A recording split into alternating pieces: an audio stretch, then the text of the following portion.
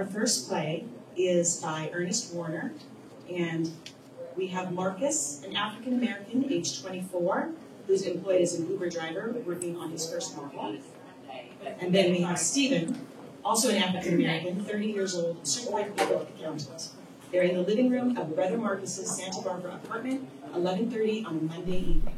Marcus stumbles from the sofa, he's fallen asleep watching a movie, and he is annoyed that someone is ringing the buzzer at his apartment from the lobby. Yes, who is it? It's me, Steven, little bro. Buzz me in. Come on in, bro. I'll leave the front door open for you. What's up, bro? I was wondering, you'd still be up tonight? Well, I'd actually passed out on the sofa. Hearing the buzzer woke me up. What are you doing here late on Monday night? Sorry I woke you, man. I won't stay long. Just wondering if I can borrow a 50 until next week. Steven, please, man, not this again. Don't you have to be at work early in the morning? Are you out there getting high on that meth stuff again, bro? Look, bro, I've got this under control, okay? You know I'm good for the money. That's not the point, man. You're my big brother, man. I feel as if I'm enabling you to do the wrong thing. That I'm contributing to your living a life which is doing you harm. Bro, there's no real harm in this at all. I'm not risking my job or anything. I don't need sleep on this stuff, so I'll be at work on time, as usual. Can I get the 50 or what? Bro, you're much smarter than this. You're supposed to be my role model here. What kind of example are you setting for your little brother? And are you really not realizing that this stuff is diminishing your capacity to function optimally? Little bro, you worry too much about nothing. Trust me, I'll be fine. So stop worrying about me and let me have the 50, okay? Matt, you know the money's not the issue here. Why do you insist on making me out a fool? You're the one who encouraged me to work hard and make something of myself. I'm not trying to make you out to be a fool, bro. I know you're concerned, and I really appreciate it. But I can handle this stuff, and I really like the way it makes me feel. Steven, I just can't do it. Man, how can I give you this money with good conscience? Bro, that's really messed up. You're acting like you're my big brother or something here. Man, I'm sorry if this upsets you, but I'd rather live with the knowledge that you didn't like me for not wanting to see you harming yourself with this drug you're using than to watch you doing harm with the money that I'm giving you. Man, I gotta go. Are you gonna let me borrow the 50 or what? I'm sorry, bro. I just can't do it. I love you, man. So what kind of brother would I be if I let you hurt yourself like this? Screw you then, man. I don't know what kind of brother you are, but clearly not my little brother. Steven, that really hurts me. Just because I won't give you the money doesn't mean I don't love you. I know you'll come around to facing reality one of these days. I hope it's not after suffering a great deal. Well, you don't have to worry about seeing me suffer, man, because I won't be coming around here, that's for sure. Matt, I'll be here for you anyway. If you ever need me for anything related to your well-being, just call me. You'll see. In the meantime, I'd appreciate your not coming by here. I really hate seeing you all messed up like this. Stephen haughtily exits and pulls the door shut behind him. Marcus sits down on the sofa with his hands covering his face, shaking his head with distress. End of scene. The next scene is by Melvin D.L. Price, and it is called I Feel You. We have Daphne Laurel, who is 35. She's a stockbroker and a bartender who has worked in this bar for many years. We're in a bar in Reading, Pennsylvania in 2008. The bar is loud and busy with customers. Daphne enters. Her eyes are puffy and red from crying. Black eyeliner is smeared across her cheeks. She sits at the only available bar stool and lets her head drop to the bar top. Yeah, you know, young lady, if you're looking for a place to take a nap, this sure as hell ain't it. There are a couple of cheap motels down, by the way, but this here bar is for drinking. So, what'll it be? Daphne reaches into her pocket and slams a large bill onto the bar. A double of something strong. No chaser, no ice. I feel you, Missy. The bartender pours a drink. What the hell did you just say? Did you just say you feel me? I just lost my job due to the stock market crashing. And you, on the other hand, are currently at work capitalizing at the expense of those of us who are about to be left out in the cold winter of this miserable, drab town. I earned a master's degree from Temple University in finances, for God's sake. So, no disrespect, bartender, but I highly doubt that you, of all people, feel me. Can you feel all the disgusting glares and inappropriate invitations made to me over the years by every college professor and supervisor? I mean, do you feel overworked, underpaid, and even more underappreciated from your God-given gender? Do you all of a sudden feel worried about being able to pay for tomorrow night's dinner? Do you feel like you're walking up a mountain and the air is getting thinner? Have you ever had a male try to mansplain something to you? Really slowly, really simple words for your delicate little brain so you can comprehend. Still feeling me, Barky and tender? Can you feel the fear of the phone calls I'm gonna have to make? Hey, Mommy. Hey, Daddy. It's me, your little girl. You were right. This big cold city proved too much for your little princess to handle. I'm unemployed, unmarried, and unable to cope. Can I move back in? Can you feel the unfairness of this world? Every friend I've lost, forgotten their name. I'd gladly trade for every damn overtime, every late night work assignment sent in vain. I feel like you're not listening. Do you ever feel that pain? But mostly, more than anything else, I feel used, disposable, and abused, overqualified for a position as a line manager. That's what I was accused of. Again, no disrespect, bartender, but I doubt you've ever felt that either, have you? The bartender is speechless. He pours another drink and gently slides it to Daphne. Ma'am, this next drink is on me. Enjoy. Finally, something I can feel. End of scene.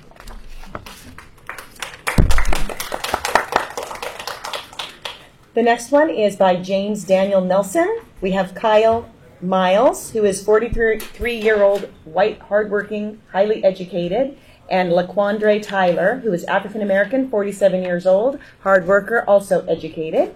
Kyle and LaQuandre are standing and facing each other in Richard J. Donovan's main kitchen, across from the cooking pot. Well, they said there was only one paying cook slot opening out. CEO Jackson said I was in the running with one other inmate, but he didn't tell me who. That'd be me. Jackson told me the same thing. Man, it'd be nice to get a pay number. I've been working in this kitchen for 5 years now. Tell me about it. I've been here for 8 years, and I was a cook in the Bay before getting transferred here. Before that, I was actually the lead cook in a restaurant. Yeah, I was a chef and owned my own restaurant before I got hooked on meth and started getting deep into debt. It was then that I started selling meth to try to get out of debt and ended up losing it all when I got arrested. Now my kids won't talk to me and my wife wants a divorce. I was hoping to get a pay number to save and send a little home. Man, I never knew that. We've been friends for about 5 years now. Why didn't you tell me before? Get in here, man. It's hard when I think all about all that I lost. So try not to think about it. I'm going to tell Jackson to let you have the quick spot, and I'll just wait for the next one. My family sent me money, so I don't need the pay number. End of play. The next poem is by Stefan Tavares. It is Heartbeat of a Nation. Dumb.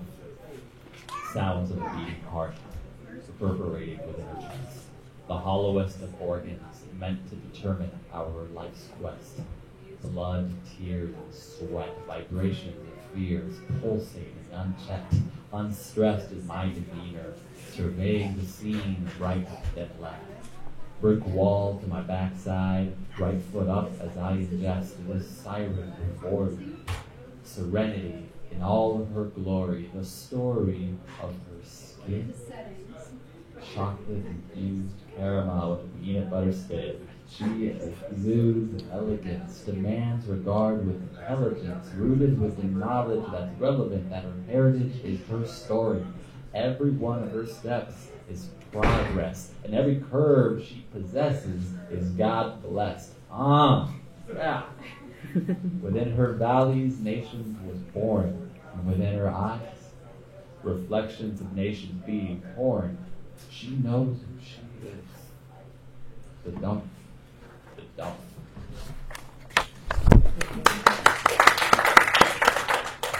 The next scene is by Sean Malone Khalifa, and it is entitled Friends. We have Frank, a 52-year-old white male who is a former line supervisor of a closed factory and a current drug abuser.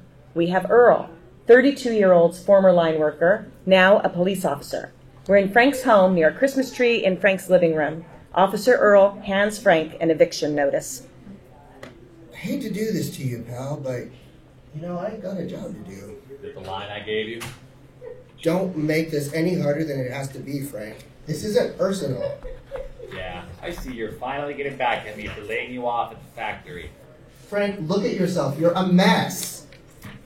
Look at you, Mr. Law Enforcement. You weren't anything. No need to be hurtful. You did get me the job at the factory. You bet I did. Okay, but today is today. And I need you to pack up and get out. On Christmas Eve? Yes. Tammy's out with the kids getting ice cream. Have some compassion. Frank, I love you to death, man. Let's try to get you packed up and out of the house before the kids come back. Oh yeah, how about I take my time? Yeah, let the kids and Tammy get back and see how their uncle really is. You're on drugs. Yeah, and you're high on your high horse. Look, Frank, for Christmas, Merry freaking Christmas, Frank. I'll be back on January 1st. If you can't get yourself together back by then, you're forcing my hand. You're a good man, Earl. That's what I always love about you.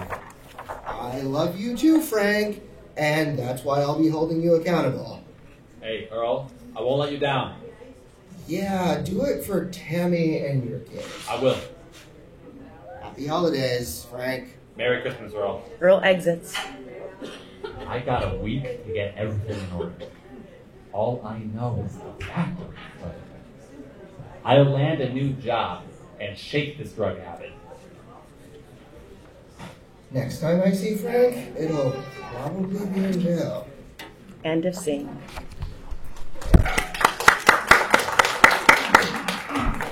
The next play is by Edward Allen. We have Eugene, who is a retired healthcare worker, 66 years old, and Anita, who is a systems analyst, 42 years old. They're both in the Social Security office waiting room, sitting next to each other, waiting their turns.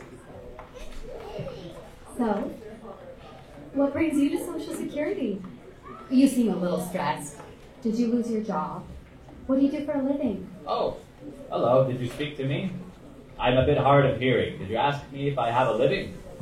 I'm not dead yet, so I must be living, as I need to get my Social Security benefits. Really? You don't look old enough to be eligible for that. Do you believe that you will get anything from the government? They're always saying they're going broke. My hopes are not so good. Well, I am a retired healthcare worker. I have paid into Social Security for 50 years, and I want to collect my benefits. No, that is a long time for being a doctor. You must have other money. One would think that you'd have saved up on your own money for your retirement. Did you not have a 401k or retirement plan? Oh, that is rather presumptive of you. I never said I was a doctor. You have assumed it to be my identity as a doctor with money. Seems like you have put value on a person's profession. Rather shallow, don't you think? I believe we are all entitled to Social Security. I'm terribly sorry. I did not mean to offend you. You're awfully sensitive about it. Is there something more? My identity and self-worth is not based on what I do, but who I am. I was not a doctor. I was a healthcare worker. I kept the hospital clean. The beds clean, the bedpans empty, and my patients from feeling lonely or alone. I made a difference in someone's care. I am proud of my work. I am a good person. Well, excuse me. It must be age difference. I only tried to help you feel less stressed. I did not intend to make you or attack your character. Most people your age are hung up on what they do and not who they are. I'm a systems analyst with some disability on my wrist, so I can't perform my job. So I'm hoping to get disability pay. Get another job. You are still able. You're young enough to start a new career. Me, I had to retire as I cannot lift patients anymore, and I am too old to start over. You young people think you can just mile the system for your keep. Well, if I could, I'd learn a new trade. Maybe like a systems analyst. What do you think of that? What's stopping you? All you need to do is learn how to code or write a little on the computer. Then you can stay productive. Well, you could too. You could teach. You could teach me to get a new identity. What do you say? Shall we grow up together? End of scene. Next up, we have All I Think Of by David Rodriguez. I can't help but reminisce of you and me living. Losing you, baby girl, as if I had stopped breathing. Troubles within these walls caused by separation, haunted by your memory, left in frustration. Close my eyes, I see you smile, awake. I'm all alone. Pictures as a reminder of what it was like to be at home. Your embrace, how can I forget? Our children I deeply miss. Our mornings began with I love you and ended with a kiss. I was sentenced a quarter century, yet I'm persevering, looking forward to better days and hopefully rebuilding. Built by strength is my motto, the strength that's from above, the love I've lost and my freedom is all I can think of.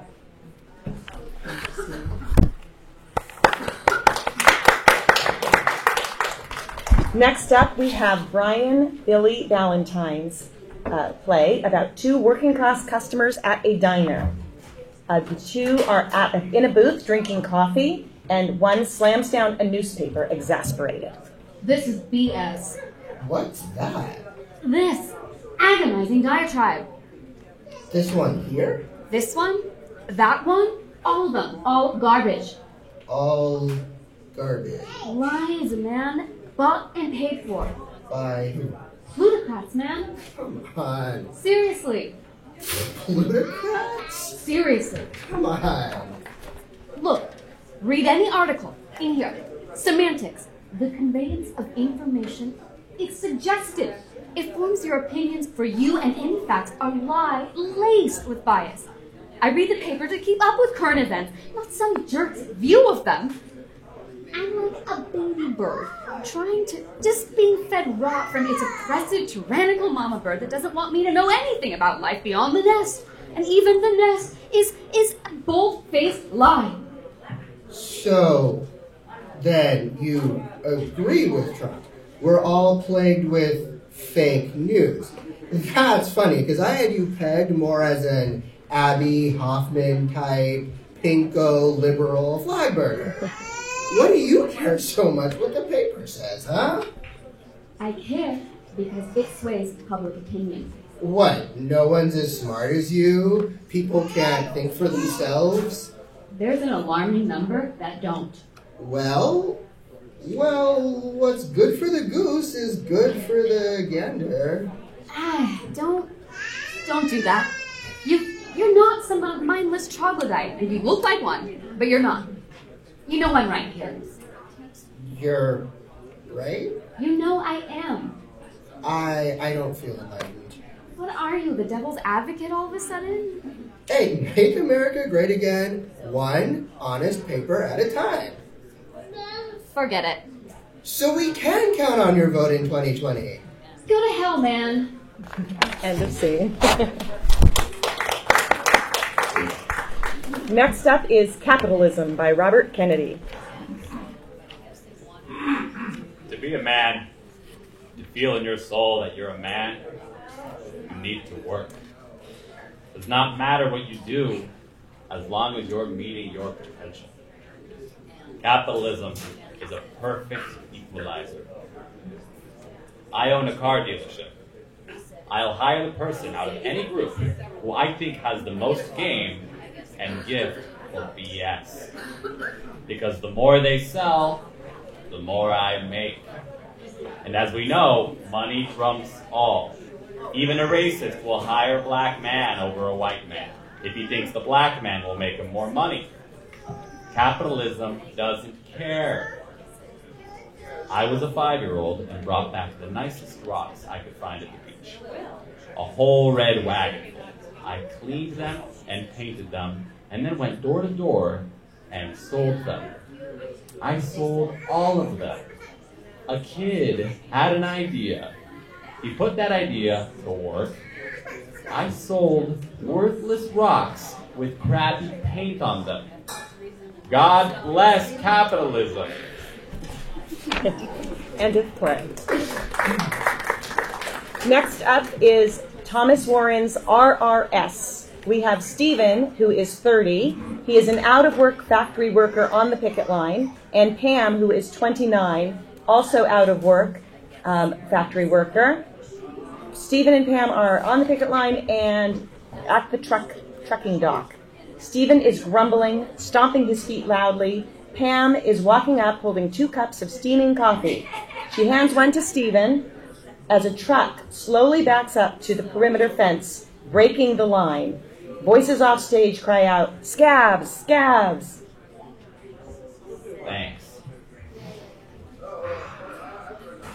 Almost too good to drink. Almost. Pam looks curiously at the passing trucks. What's that shop all about? RRS. What's RRS? Dunno. For sure heard some guys down there at the bar saying it meant robotic replacement services. Robotic replacements? We don't have any robots on the factory. Nah, Pam, they don't replace robots, the robots replace us. What? Replace us? Well, that's not enough room in the one truck to replace all of us. The truck stops, opens up, and the men start unloading a few huge wooden crates with RRS painted on the sides. 1, 2, 3, and I count 8 boxes. You have me worried, Stephen. 8's more than enough. Each box replaces 50 men. 50? 50, well, that's 300 workers. That's a whole shift. Yeah, a whole shift. But them things never eat, never sleep, never stop. Robotic replacement services. She angrily glares at the human workers rolling the crates into the factory like they are traitors. It's inhumane. Yep. Next point. End of play.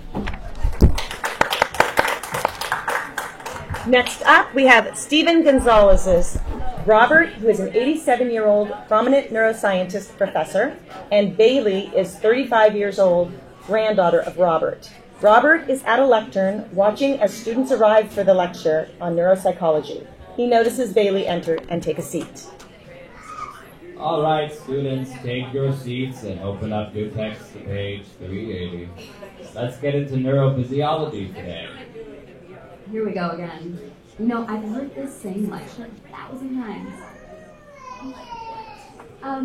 Professor, do you think we could talk about something else today? Absolutely not. Young lady, we have to cover the basics before moving on to new materials, don't you think? Well, yeah, but haven't we already covered this? I don't know where you might have covered this already, but I know that this class hasn't heard it. Well, if I can tell you what you're going to say, would you agree that you've already given this lecture? Miss, I have been teaching this course for 20 years, almost as long as you've been alive. I am well aware of what lectures I have and have not given. Now please, open your textbook to page 380 so that we can start. But, Professor, you have already given me this lecture, don't you remember? You told me all about this stuff when you were teaching. When I was teaching, I am teaching now. What nonsense are you thinking about? Are you talking about?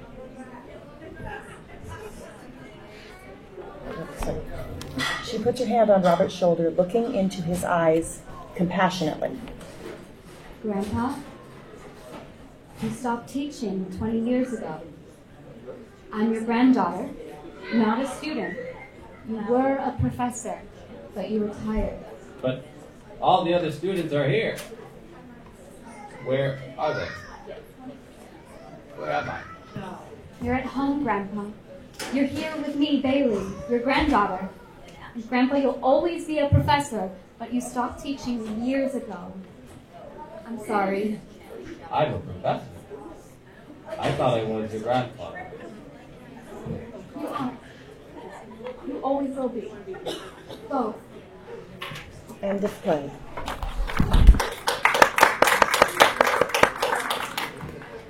We now have Watch and See by Kwame Stewart. We have Custom, who is a caterpillar, Hooray, who is a hummingbird, and we will meet Queen Ant. So the setting is the forest, sequoia, a watering hole. Caterpillar is in a cocoon underneath a leaf. Branch bends. Leaf and cocoon are submerged. Water alters the metamorphosis of the caterpillar. Caterpillar becomes translucent. Caterpillar loses his ability to fly, but gains gills and fins. Caterpillar swims out of the watering hole, humble and acrimonious. His translucence and invisibility stun his prey. His desire is to fly. He glances around, seeing the joy in his siblings as they flutter above his head. As he glances upward, he sees the sequoia's stimulated sentiments. Climbing to the top, jump, and he probably could fly. Instinct, he starts to climb. Can I assist you? Are you trying to trick me? Only to eat me? Ah, yuck! I'm a vegetarian. No thanks. You're not going to make it. The Queen Ant and her soldiers will not allow you past. I'll take my chances. I'm invisible. You are to a degree. Any vibration will alert her. If you want to help me, go and do my eyes. Right, good thing. He flies away. Why would he give me anxiety when I have only 1 sentiment? He was trying to help. They're coming your way! Can you go and let her know I pose no threat? The Queen is the Queen. Move slowly. I have a mission to accomplish. Do not move another step. I'm only a baby caterpillar who is unique, and I want to get to the top and fly. Back away, soldiers. He could be poisonous. I can't harm you. I have only 1 goal. I'm not so sure about that, especially looking like that. It's true, Queen. I've observed them all the way. Okay, clear the way, soldiers. Let's make sure this little guy makes it. Thank you, Queen. What gave you the confidence to climb? Everything arises from the mind. Plus, the beautiful hues and designs in my siblings' wings. Be proud of the abilities you've received. To worry about what you don't have. They will rob you of your peace of mind. I must reach the top. We're here. What a magnificent view. I'm on my back, and I'll fly you around. One becomes oneself if and only if one relies on their abilities. So you don't want to fly anymore? I'm going to take the Queen's advice and be thankful for my own qualities and attributes. I have reached heights that my siblings haven't soared to. I almost robbed myself of a productive life and a healthy mind. I now know that I bring something unique to the world. The end.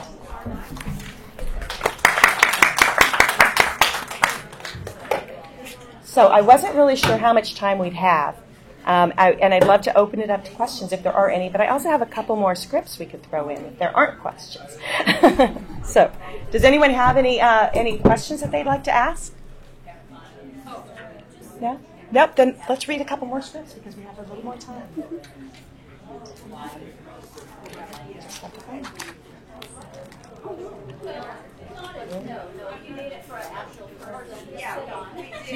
All right.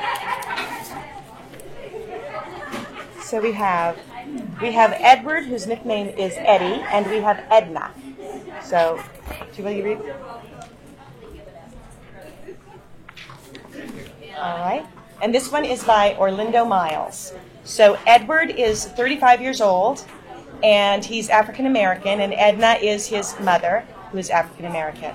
They're in Edna's house in Eddie's room, and he's rumbling through dressers looking for something, panting and sweating as he goes through and picks things up. I know it's here. Maybe it's in the closet. As he makes his way across the room to the closet, throwing clothes everywhere. Edna is in the doorway. Boy, have you lost your mind? Oh, Mama. Don't you mama me. What in God's name are you doing? Looking for my phone. Your phone is on your dresser. Oh, what are you doing here so early in the day? I didn't know I needed permission to come in my own home where I pay the bills. Oh, well, here we go. I'm done. I gotta go to work. Sit down. I gotta go. Sit down, Edward. He sits on the bed. I know what you was looking for. What are you talking about, Mom? I'm talking about this. Mama, you... Boy, I carried you into this world for 8.5 months, and I will take you out in 1 second. Now sit down. I know you got fired, and your parole officer said you have checked in for a few weeks. Are you trying to go back to prison? And or worse, die? You gotta get off this felt. Mom, it's Alvin. It's my special medicine. Special medicine? My butt! What is going on, son? You're using drugs. When I got out, I thought I had everything in control, but there's no light for it. Everything just moves so fast. Then I got this job with its 8 hours, and it's something to keep you awake. That's why there's coffee, not death. I don't want you to throw your life away like your father did. What do you mean, Mom? You know, I gave it a lot of thought. I did. I can even talk to your parole officer to keep you out of jail. Mom, I love you with all my heart, but I have to do what's best for you, since you have no control over yourself. and These two men are going to escort you to a rehab in Arizona.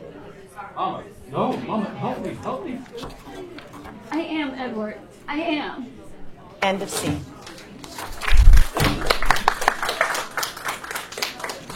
And this one is a girl and her grandmother. So I suggest you want to do the grandmother and Okay. oh, actually, let's switch it around. You be the little girl and you be the grandmother. Yes. Okay. All right. So this one is by Carrie Nellums, and it's called Nana. We have a 97-year-old grandmother and Little Bet, her 7-year-old granddaughter. They are sitting. Little Bet is sitting in Nana's lap, watching a movie and talking. Watching the movie Roots. Aunt Betsy, Yes, my sweet child. what does oppression mean? Well, little one, it's kind of hard to explain, but I do the best I can. Okay, Mom. Well, oppression is like getting dropped off in the middle of the ocean. And you use all of your strength to stay on top of the water, but you can't. And as you start to go under the water, who knows if you're about to drown, that you can't do anything about it. And you look up and you're going down and you see the light. You just don't have the strength to go towards it. It starts to get dark and the air is going out in your lungs and you can't bear it. And it just sets down and it gets darker and darker. You understand? You know what? Well, anyway, when I was growing up, as African American folk, well, that writes, it's something to think of ourselves. We worked hard in those days, and no matter how hard we tried to get ahead, we always got drowned in oppression. And it's hard to have your rights taken away, and thinking that people taking away from you your rights, and you fight. To fight, you know? Well, and I'm trying to teach you to do right, but your Nana's getting old, so you're gonna have to fight for yourself, my dear. I'm gonna teach you right, but if anything, Nana needs you to always do what you think is right, okay? Nana? There. I always fight against depression, Nana. I don't ever want to drown. End of play.